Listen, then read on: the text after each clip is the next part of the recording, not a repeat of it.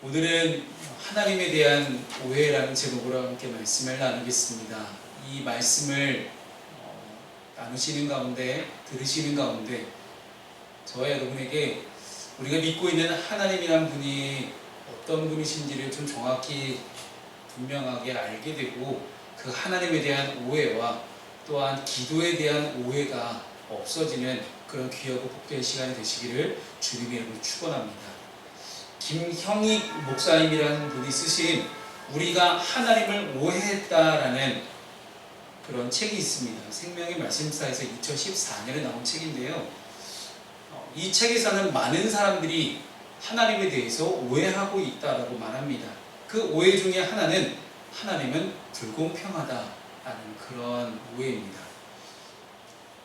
하나님은 선하신 아버지가 아니라고 생각을 합니다. 왜냐하면 하나님은 나를 위해 아무것도 해주지 않는다라고 생각하기 때문이라는 거죠.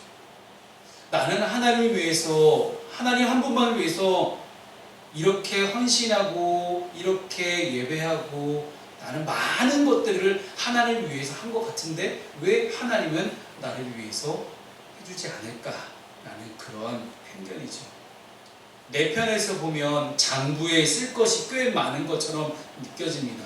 그래서 마치 하나님께 빚을 얹어 놓으면서 사는 것처럼 생각합니다. 하나님께서 나에게 빚을 갚으셔야 한다고 생각한다는 것이죠. 하나님을 위해서, 우리 하나님을 위해서 내가 한 일이 너무나 많으니 적어도 하나님은 내가 구하는 것쯤은 충분히 응답하셔야 된다고 생각합니다. 그래서 구하는 것이 채워지지 않고 결핍이 계속될 때 원망과 불평을 하고 하나님의 선하심에 대해서 의심하기 시작합니다. 내가 한 일에 대해서 적절한 보상을 바라는 이 마음은 우리로 하여금 하나님을 빚쟁이로 만들어버립니다. 내가 하나님께 진 빚에 대해서는 생각도 안 하고 하나님이 내게 빚을 졌다고 생각하기 때문입니다. 이에 대해서 이 책을 쓰신 이 김형익 목사님은 자기 공로에 대한 보상만을 기대한다라고 꼬집습니다. 우리 모두가 지금 이 순간 속에도 하나님의 은혜로 살고 있다는 사실을 망각한 성도들이 너무나 많다는 사실이에요. 여러분, 하나님의 은혜가 없으면 지금 우리 모두가 이 자리에 어떻게 있을 수 있겠습니까? 하나님의 은혜가 없으면 우리가 어떻게 두 눈으로 볼 수 있을 것이며, 하나님의 은혜가 없으면 어떻게 우리가 숨을 쉴 수 있을 것이며, 하나님의 은혜가 없으면 어떻게 우리가 예수 그리스도를 믿고 구원받아 이 시간 하나님의 아들과 딸로서 이 자리에 앉아 있을 수 있겠냐는 말입니다.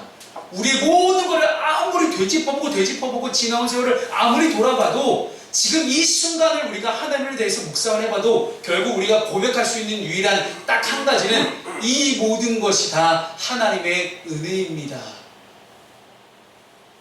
그래서 제 인터넷상에서 보통 아이디를 많이 만들잖아요. 한글 아이디를 많이 만들 때 저는 복음의 빚진 자라는 단어를 씁니다.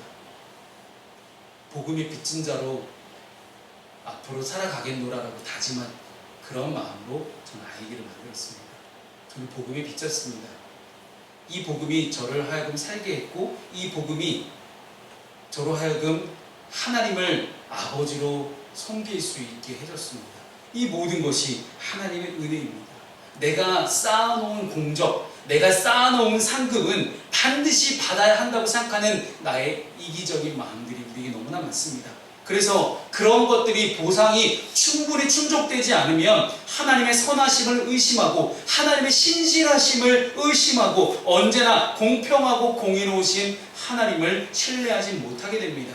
이런 하나님에 대한 오해가 우리의 기도를 막습니다. 오늘 본문은 예수님께서 바리새인과 서기관이라는 한 예, 그리고 재판장이라는 불의한 재판장이 과부의 원한을 들어주는 이 장면을 이야기로 풀어내시면서 기도에 대해서 가르치고 계십니다. 예수님은 곧장 많은 제자들에게 기도에 대해서 가르치셨습니다. 그래서 가장 모범이 되는 기도로 주기도문이라는 것을 가르쳐 주셨고, 그거 외에도 모든 기도에 대해서 공통적으로 들어가야 되는 많은 부분들을 하나하나 복음서에서 가르쳐 주셨지만, 오늘 본문에 나오는 이 기도에 대한 오해, 하나님에 대한 오해, 이 본문 말씀을 함께 묵상하면서 저와 여러분 안에 그동안 하나님에 대해서 가졌던 오해들이 있었다면, 기도에 대한 오해들이 있었다면 말끔하게 풀어지는 놀라운 역사가 일어나시기를 주님의 이름으로 축원합니다. 우리가 하나님에 대해서 갖고 있는, 기도에 대해서 갖고 있는 오해는 첫 번째가 많이 기도해야 응답받는다라고 생각하는 것입니다. 오늘 본문의 1절 말씀을 보면요, 예수님 우리에게 가르쳐 주신 말씀이 있습니다. 기도하고 낙심하지 말아라. 기도하고 난 다음에 낙심하지 말라는 이야기예요. 우리는 기도의 양을, 절대적인 이 양을 굉장히 중요하게 생각합니다. 그래서 기도의 양이 곧 응답의 비결이라고 믿습니다. 물론 틀린 말은 아닙니다만은 예수님은 절대적인 법칙처럼 기도의 양이 많으면 많을수록 무조건 응답받는다라고 약속하지 않으셨다는 사실이에요. 예수님은 기도에 대해서 말씀하실 때 기도하고 뭐라고 하고요? 낙심하지 말라. 하나님의 기도를 많이 해야 응답하는 분이 아닙니다. 오히려 예수님은 기도할 때 중언부언하지 말라고 이야기합니다. 여러분, 이 중언부언이라는 이 단어는 단순히 우리가 같은 말을 반복한다는 그런 얘기가 아니에요. 중언부언은 얼핏 같은 말을 반복하는 것을 우리가 오해할 수도 있는 그런 단어였습니다. 그래서 예전에 어떤 목사님들은 그렇게 가르치기도 했어요. 그래서 같은 말 반복하지 말고 성경을 많이 읽어갖고 성경 말씀을 토대로 기도해라. 여러분, 중언부언이라는 뜻은 이런 뜻입니다. 실제 이 중언부언의 의미는 내가 모르는 말, 전혀 진심이 담겨있지 않은 말, 그거 바로 중언부언. 즉, 내 진심, 내 마음이 담겨져 있지 않고 내가 지금 뭐라고 기도하는지도 모른 채, 기도에 집중하지 못한 채 그냥 형식적으로 하는 그런 기도, 그것이 바로 중언부언하는 기도라는 거예요. 또 기도하는 사람의 행위에 따라서 응답의 여부를 결정하는 분도 아니십니다. 우리는 응답받을 만한 행동을 해야만 응답해 주신다고 믿지만 하나님은 기도 응답은 행위에 대한 보상이 아니라 전적인 은혜라는 것을 가르쳐 주십니다. 이 기도의 응답이 오직 하나님의 전적인 은혜라는 것을 내가 믿고 인정하지 않으면 우리는 끊임없이 하나님에 대해서 오해할 수밖에 없게 됩니다. 이것에 대한 오해가 풀어지지 않으면 우리는 결국 뭘로 빠지게 되냐면 율법주의로 빠지게 됩니다. 율법주의, 즉 율법을 하나하나 다 철저하게 지키면 그 지키는 행동을 통해서 구원받을 수 있다라고 믿는 잘못된 율법주의에 빠지게 될 수도 있다는 이야기예요. 무엇인가를 끊임없이 행동을 하거나 아니면 봉사를 하거나 헌신하거나 뭔가를 내가 해야만, 공적을 쌓아야만 하나님이 들으시고 응답하신다고 생각하기 때문에 바리새인과 서기관들처럼 율법주의에 빠지게 될 수밖에 없는 것입니다. 이것에 대해서는 이따가 2번에서 다시 한번 조금 더 자세하게 나누도록 하겠습니다. 우리가 기도를 멈추는 이유는 무엇입니까? 내가 했던 기도를 중간에 내가 멈추는 이유가 무엇이에요? 그 이유 중에 하나는 응답이 더디다고 생각하기 때문입니다. 응답. 과부의 원한은 오늘 굉장히 더디게 해결됐습니다. 과부가 원한을 한번 풀어보고자 재판장을 찾아갔지만 이 재판장은 과부의 원한을 들어주지 않았어요. 그는 하나님도 두려워하지 않고 사람도 무시하는 그런 인물이었기 때문에 그런 성격으로 이 원한을 들어줄 리가 없습니다. 하지만 과부는 어떻게 했어요? 포기하지 않습니다. 포기하지 않았어요. 계속해서 재판장을 귀찮게 찾아가서 나의 원한을 풀어달라고 탄원합니다. 불의한 재판장이 이 문제를 해결해 줄 것이라 믿었기 때문에 간 것입니다. 여기서 중요한 사실 한 가지가 있습니다. 과부가 왜 재판장을 찾아갔을까요? 누가 봐도, 모든 사람 누가 봐도 재판장은 불의한 재판장이에요. 하나님을 무시하고 두려워하지 않고 사람을 무시하는 그런 잘못된 성격 파탄자 같은 그런 재판장인데 왜 과부는 그런 재판장을 계속 찾아갔을까요? 이 과부에게는 과부의 원한을 풀어줄 수 있는 대상이 재판장 외에는 없었기 때문이에요. 사랑하는 여러분 기도에 대한 응답해 줄 수 있는 분이 누굽니까? 하나님 한 분은 왜 없습니다. 그렇기 때문에 우리는 하나님께 끊임없이 끝까지 최선을 다해서 포기하지 않고 낙심하지 않고 기도해야 되는 이유가 여기에 있습니다. 우리 하나님만이 내 문제를 풀어줄 수 있는 유일한 대상이라는 것을 믿을 때 끈질기게 기도할 수 있습니다.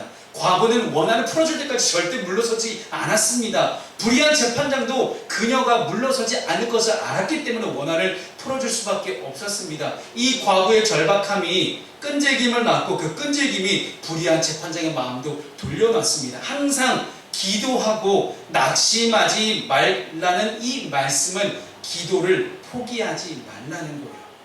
감사한 것은 우리가 믿는 하나님은 여기에 나오는 불의한 재판장처럼 그런 하나님이 아니라는 사실입니다.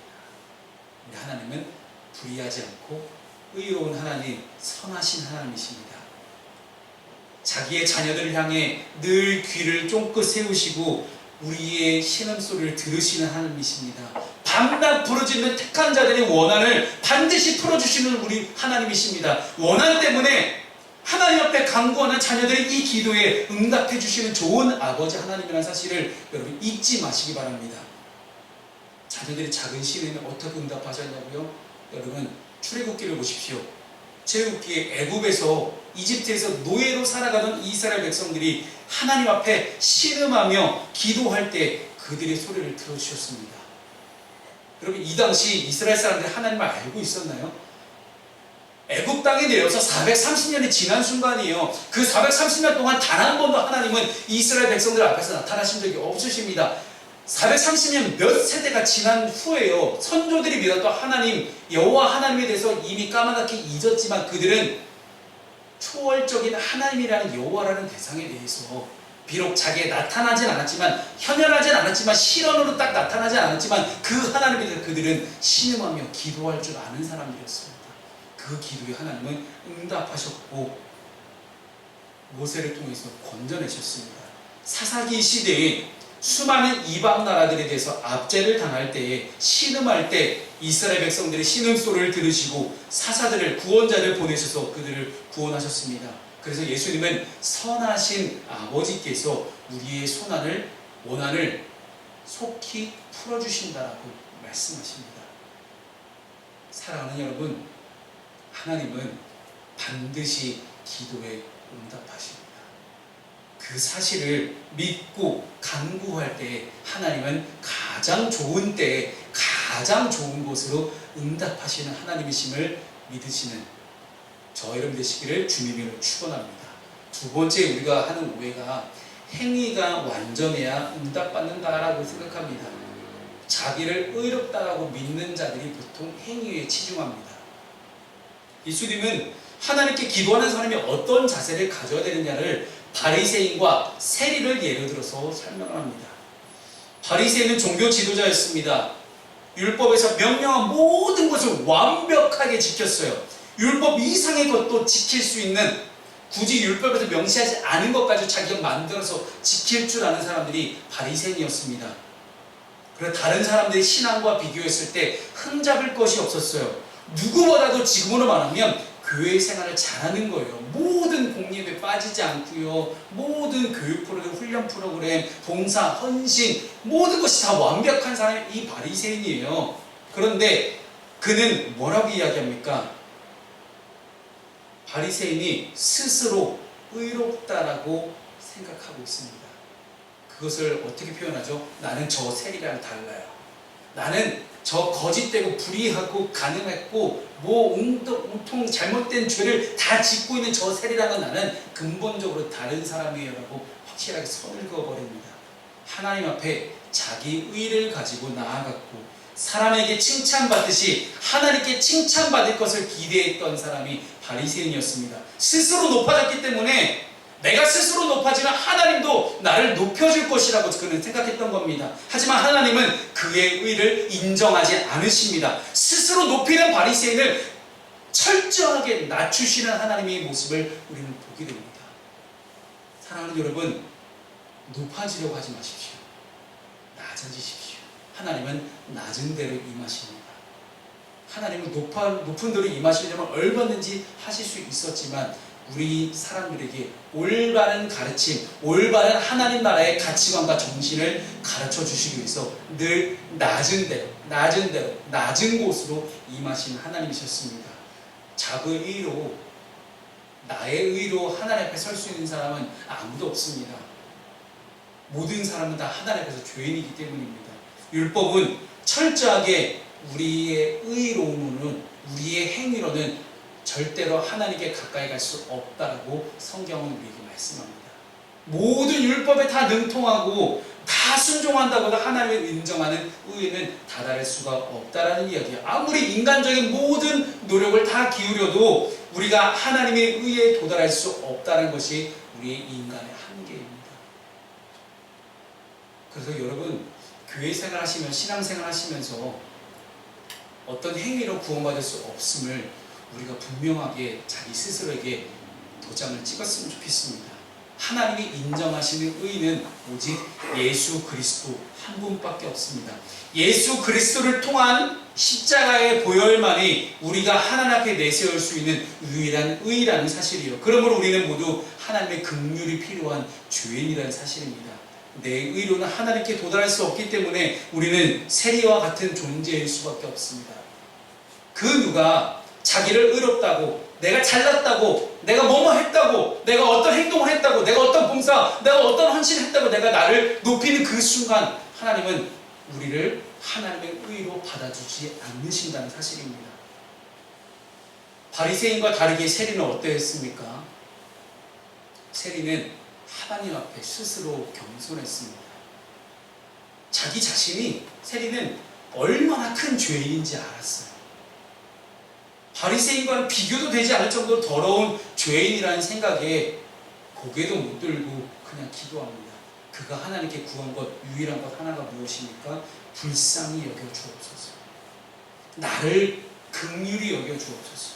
하나님은 자기 자신이 죄인임을 깨닫고 의를 구하는 자들을 의롭다라고 생각을 해주십니다. 하나님의 도움과 은혜가 필요 없다라고 스스로를 자신하며 살아가는 그런 사람에게는 아무런 응답을 하지 않으십니다. 이 시간 우리가 함께 되돌아봐야겠죠. 왜 하나님이 내 기도에 응답하지 않으셨는가? 나는 바리새인처럼 기도했는가? 아니면 세리처럼 기도했는가? 응답을 해줘도 어차피 믿지 못하고 어차피 순종하지 않을 것이 뻔한 사람에게는 하나님은 굳이 응답해 주실 이유가 없기 때문입니다.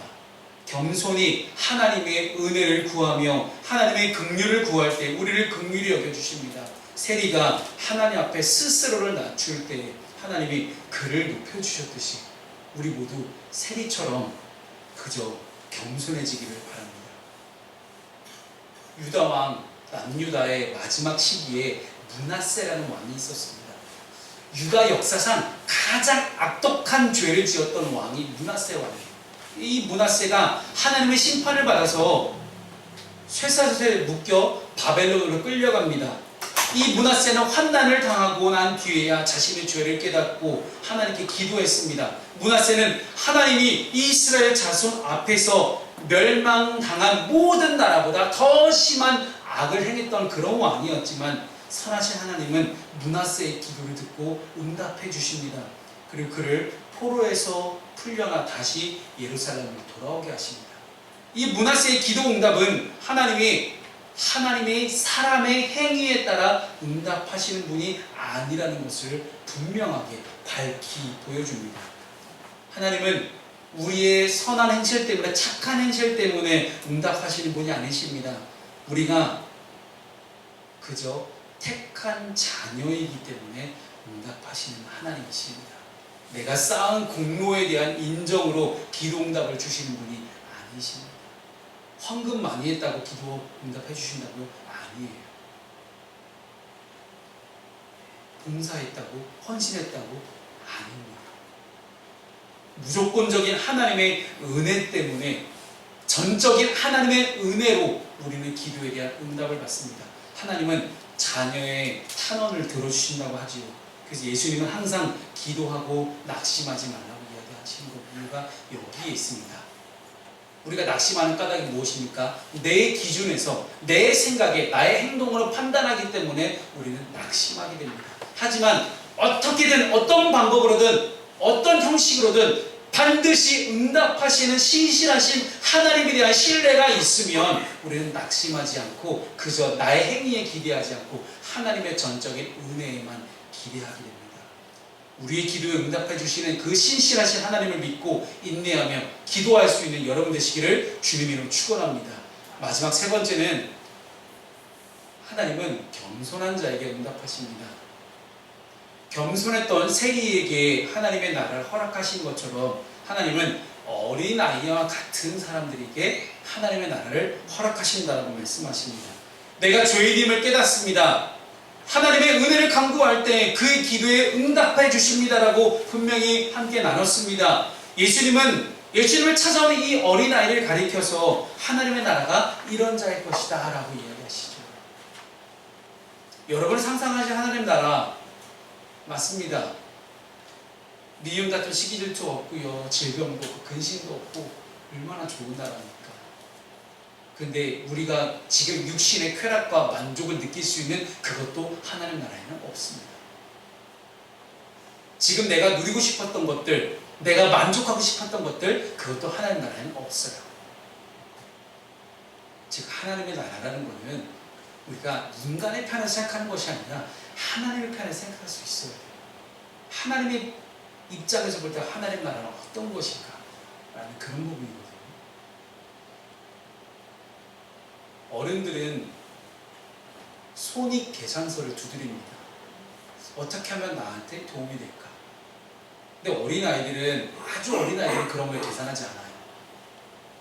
어른들은 순수성을 의심하지만 아이들은 모든 것을 있는 그대로 순수하게 받아들입니다. 그리고 마음을 다해 받아들이고 진심으로 기뻐합니다.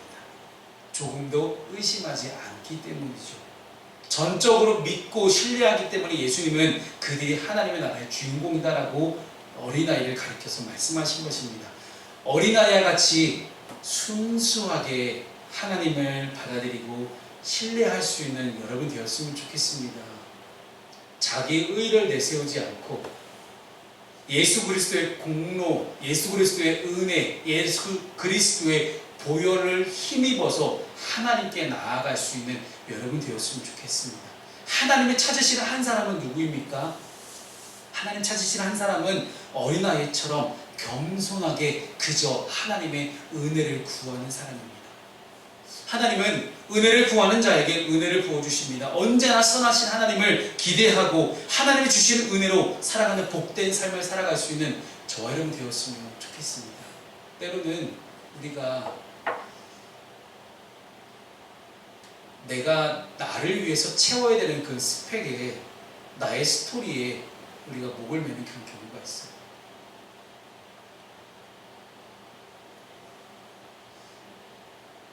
안산대학교 학생들에게 제가 자주 하는 책 제목 중에 하나가 스토리가 스펙을 이긴다라는 책을 제가 많이 소개합니다.